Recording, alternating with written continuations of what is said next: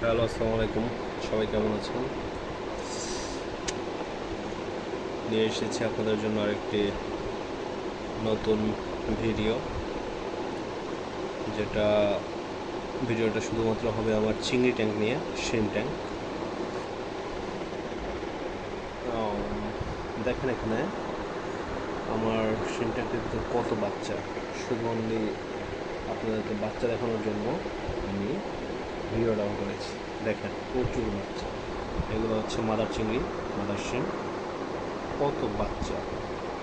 তো আপনারা যদি সুন্দরভাবে আপনাদের